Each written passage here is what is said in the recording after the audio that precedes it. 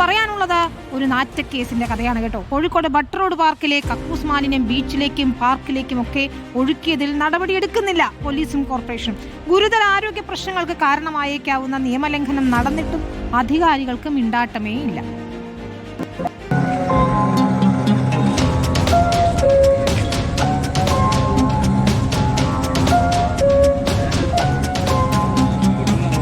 നമ്മൾ ഈ ദൃശ്യങ്ങളിൽ കാണുന്ന വേൾഡ് ക്ലാസ് ടോയ്ലറ്റിൽ നിന്ന് ശുചിമുറി മാലിന്യങ്ങൾ ഈ തൊട്ടടുത്ത ഈ പ്രദേശത്തേക്കും അതിനപ്പുറത്തുള്ള കടലിനോട് ചേർന്ന് കിടക്കുന്ന ബലിതർപ്പണ ഭൂമിയിലേക്കും തള്ളിയിട്ട് 4 ദിവസം കഴിയുന്നു.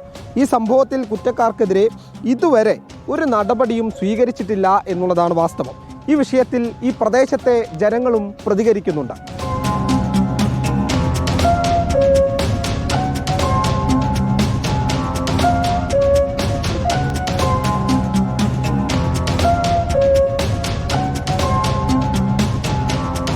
ബാത്റൂം പണി കഴിപ്പിച്ചിട്ട് 2 വർഷത്തിൽ താഴെ ആയിട്ടുള്ളൂ. ഈ 2 വർഷത്തിൽ താഴെ ആകുമ്പോഴത്തേക്ക് ഈ മാലിന്യം കെട്ടിക്കിടക്കുന്ന സ്ഥലം എന്ന് പറയേണ്ട അവസ്ഥ വന്നു. ഈ ടോയ്ലറ്റ് വേസ്റ്റ് ശാസ്ത്രീയമായിട്ട് തന്നെ അവർക്ക് പമ്പ് ചെയ്ത് കൊണ്ടുപോകാനുള്ള എല്ലാ സൗകര്യമുണ്ട്. പക്ഷേ ഒരു ബലിതർപ്പണ ഭൂമി ആയിട്ട് കൂടി ഇവിടെ അനാവശ്യമായിട്ട് ഇവിടെ രാത്രി ഒരു 3 മണി സമയത്ത് ഇവർ മാലിന്യം ഈ ബലിതർപ്പണം നടക്കുന്ന ഭൂമിയിലേക്ക് ഒഴുക്കി വിട്ട് ഒഴിവ് സമയങ്ങളിൽ ആൾക്കാർ സമയം ചെലവഴിക്കുന്ന സ്ഥലങ്ങളിൽ ഇതാക്കി. ആ സമയത്ത് ഫയർഫോഴ്സ് അന്ന് കുറച്ച് വെള്ളമടിച്ച് മാറ്റി എന്നല്ലാണ്ട് ഇനി നാളെ ഇത് നടക്കില്ല എന്നുള്ള രീതിയിൽ ഒരു ഉറപ്പ് പോലും ഇവർക്ക് നൽകാൻ പറ്റിയിട്ടില്ല എന്നാണ് വസ്തുത. കോടികൾ മുടക്കിയിട്ടാണ് ഈ ടാങ്ക് ഉണ്ടാക്കിയത്. ആകെ 2 വർഷം ചോടയായിട്ടുള്ളൂ ഇത് ഉണ്ടാക്കിയിട്ട്. പക്ഷേ ഇത് നിറഞ്ഞ് കവിയണമെങ്കിൽ ഇതിൽ ഉണ്ടാക്കിയതിൽ എന്തെങ്കിലും അപാകതയുണ്ട്. അത് ശാസ്ത്രീയമായിട്ട് നടപടി എടുത്തില്ല.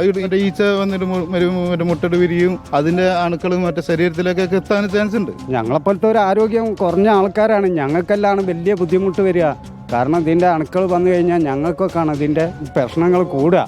വെസ്റ്റ് ഹിൽ വാർഡിലെ കൗൺസിലർ കൂടി നമ്മളോടൊപ്പം ചേരുന്നുണ്ട്.